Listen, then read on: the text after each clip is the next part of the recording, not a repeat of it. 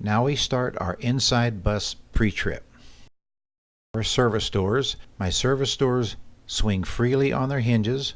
The windows are not cracked or broken. The rubber molding isn't dry rotted, ripped, torn, or frayed or bubbled. The doors, windows, and rubber are securely attached. I would check my stairwell steps. I would check to make sure that they are not ripped, torn, or have any holes in it. There's nothing sticking up that would cause a student to trip. And they are securely attached to the floor with the proper screws and bolts. This is my stepwell light. I would check that the lens is clean and clear, not cracked or broken. The screws and bolts are in place and it is securely attached. I would check my handrail. Reach up and pull on the handrail. As you do that, you say, the handrail is secure to the bus with all screws and bolts in place. Now this bus has a handrail on the right hand side. Make sure you check it just like you did the left hand side. I would check my first aid and body fluid cleanup kits to be full and secure. I would check my fire extinguisher to make sure that the hose is attached. It isn't dry rotted, cracked, frayed, or ripped. I'd make sure that the needle was in the green, the pin is in place, the date is up to date on the ticket, and that the entire item is secure to the bus. I would check my emergency triangles. I'd make sure that I have 3 emergency triangles and that the item was secure to the bus.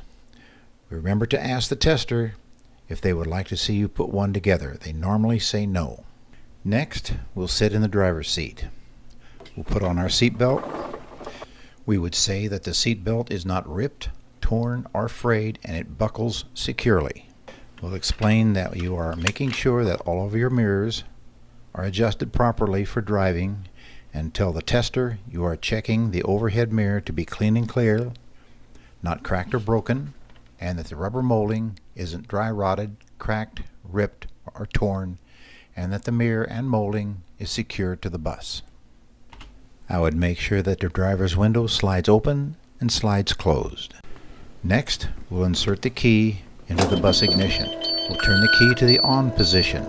We'll wait for the wait to start light to turn off. While we're waiting, we'll close the service door.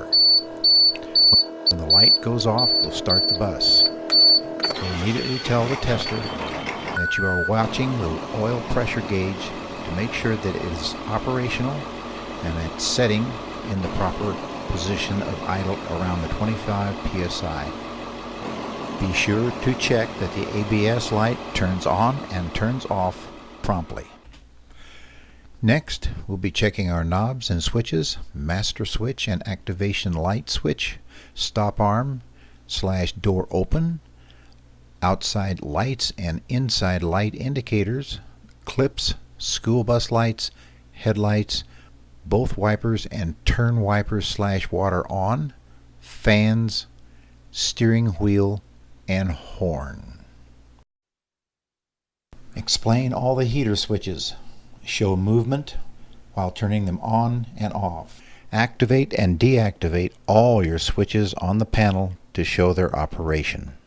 When showing the operation of the dome lights, make sure when doing the switches that you turn on the driver dome light and describe only the driver lens at the driver's seat.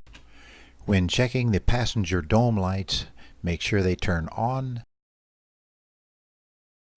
and turn off.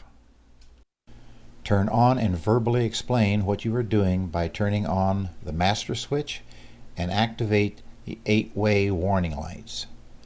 Point to the indicator amber lights outside and inside and explain that they are working. Then open the door and activate the 8-way stopping reds and point to and indicate that the lights are working on the stop arm outside the bus on top and on the indicator inside the bus.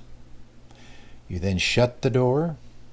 Explain that the lights outside can be deactivated by turning off the master switch or closing the door. Next, you gently tug on the steering wheel and explain that the steering wheel shouldn't have more then 2 inches of slack in the wheel. Make sure the steering wheel and tires are straight for the brake checks. Check the horn by pushing the horn. Next, we'll check the windshield washer and wiper. We'll press the button to activate the washer and point the system out that it is working. I will now check my oil pressure gauge. My oil pressure gauge should be at around 25 psi during idle and between 25 and 50 psi while driving. I would check my water temperature gauge.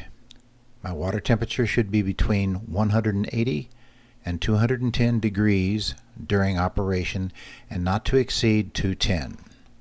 If it goes beyond 210 degrees, I would pull over and inform dispatch.